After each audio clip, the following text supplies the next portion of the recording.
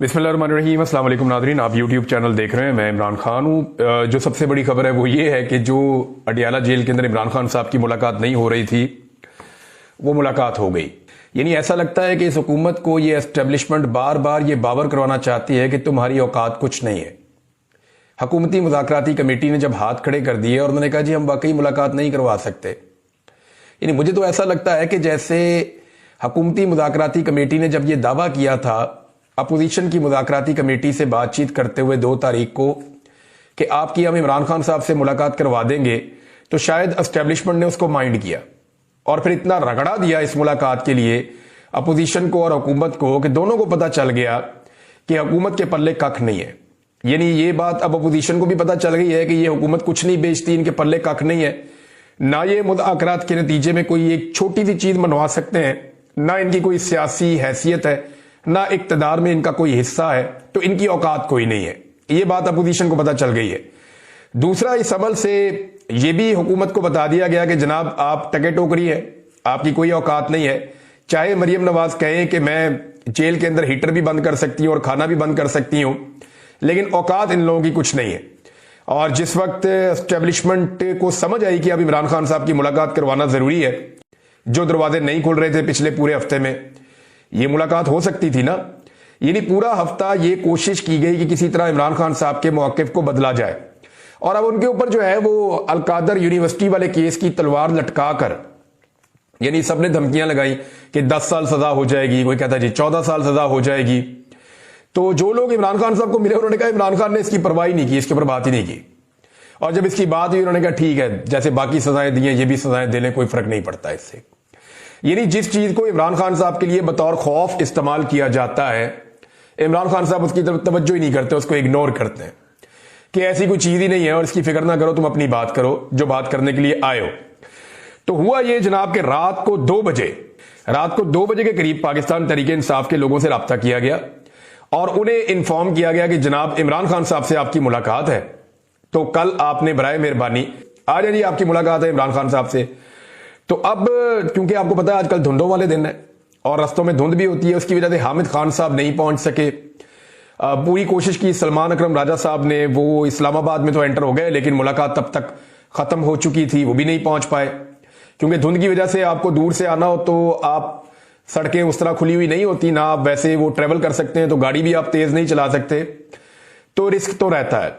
तो जो मुझे बताया पाकिस्तान तहरीक इंसाफ के लोगों ने कि धुंध की वजह से हमारे 2 लोग उस मीटिंग के अंदर शामिल नहीं हुए कि जनाब हमने पूरा जोर लगाकर देख लिया, हम इमरान खान की 10 मिनट की मुलाकात नहीं करवा सके और जिस वक्त हमारी बस हो गई तो ये मुलाकात जो है वो अब करवा दी गई है।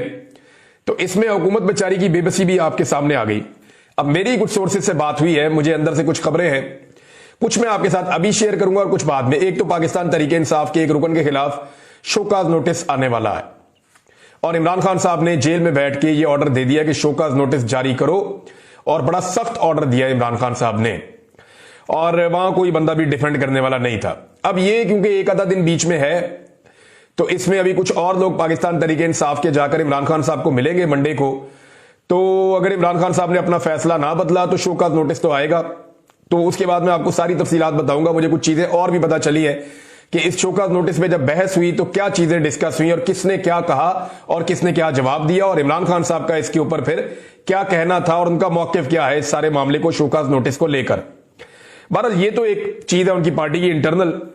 अब इमरान खान साहब ने जो है वो ये कहा कि ये जो तीसरी मीटिंग होने जा रही है हुकूमत के साथ, इस मीटिंग में हुकूमत को तहरीरी तौर पे आप दे दें और जुडिशल कमीशन की डिमांड के ऊपर, यानी ये वो वाहिद चीज है जिसपे इमरान खान साहब आकर डट गए जी हमें नहीं निकालते, जेलों से ना निकालें, और जेलों के अंदर अगर कारकुनों को और टाइम गुजारना भी पड़ता है तो कोई नहीं, हम फेस कर लेंगे। लेकिन जो कत्लेआम हुआ पाकिस्तान तहरीक इंसाफ के लोगों का, चाहे वो 9 मई को हुआ हो, चाहे वो 26 नवंबर को हुआ हो, 9 मई के बाद तो मैं गायब हो गया था नाज़रीन, मुझे तो पता ही नहीं था कि बाहर क्या हुआ, किस तरह हुआ। मुझे तो 142 दिन एजेंसियों ने अपनी तहवील में रखा, तो इस बीच में मुझे आइडिया नहीं था कौन पकड़ा गया, कौन छूट गया, किस तरीके से मामला चले। तो ये तफसीलात जब मैंने देखी और जब मैंने डाटा देखा और उन लोगों तक एक्सेस की कि जो लोग उस दिन कत्ल हो गए थे, जिन लोगों को उस दिन शहीद किया गया था पाकिस्तान तहरीक इंसाफ के, वो भी अच्छा खासा नंबर था। और अब 26 नवंबर को जो कत्लेआम हुआ उसका तो मैं खुद विटनेस हूं, मैंने सारी चीजें खुद रिपोर्ट की हैं, देखी हैं। सारा मीडिया देखा है, सोशल मीडिया देखा है, लोगों से राब्ते किए हैं, लोगों से मुलाकातें भी मेरी हुई हैं, तो ये तो बड़ा क्लियर है। अब इमरान खान साहब इन दोनों के ऊपर जो जुडिशियल कमीशन है इस मामले से तो बिल्कुल पीछे हटने वाले नहीं है। उन्होंने कहा ठीक है जी, मुज़ाकरात आगे बढ़ते रहेंगे। ये तकरीबन कोई 35 से 40 मिनट की मुलाकात हुई है जिसमें सारे लोग बैठे हुए थे। उससे पहले वज़ीर आला खैबर पख्तूनख्वा की आधे घंटे की अलग मुलाकात हुई है।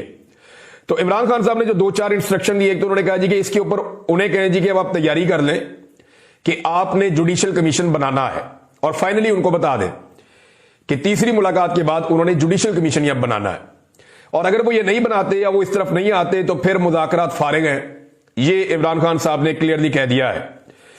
और इसके बाद जो है इमरान खान साहब ने यह भी कहा कि जो बैरूने मुल्क है उससे कोई किसी किस्म की कोई उम्मीद ना रखे, यानी ये हमारा मकसद नहीं है कि हम किसी बैरूनी मुदाखलत के नतीजे में कोई चीज हासिल करने की कोशिश करें।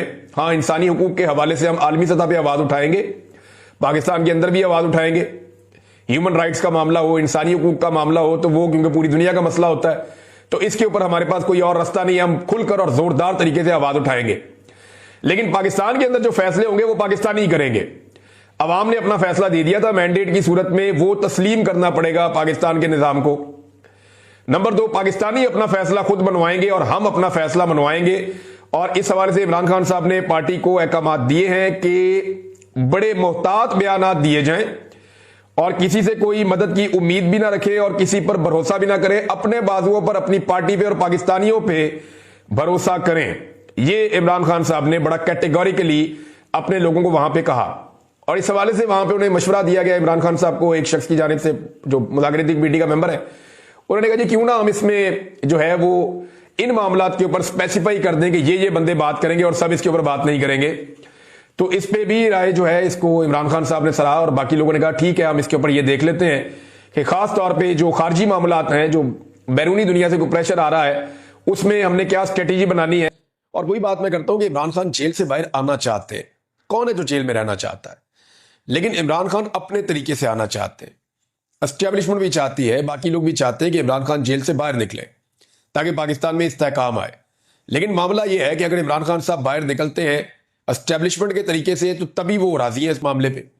वो चाह रहे हैं जैसे बाकी सारे सर नीचे करके बाहर आ जाते हैं वैसे ही बाहर आ जाए, सर झुका के बाहर आ जाए।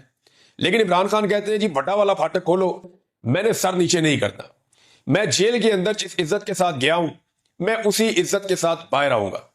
और इमरान खान साहब का कद वैसे भी बहुत बढ़ गया जेल के अंदर रहने की वजह से, तो अब तो उस छोटे दरवाजे से वो गुजर भी नहीं सकते जो एस्टेब्लिशमेंट ने और हुकूमत ने मिलकर बनाया है। अब इमरान खान के लिए बड़ा गेट या तो खोलना पड़ेगा या कोई और हल निकालना पड़ेगा, क्योंकि पुराने सारे जो आजमूदा नुस्खे थे वो इमरान खान साहब के मामले में बेकार हो गए।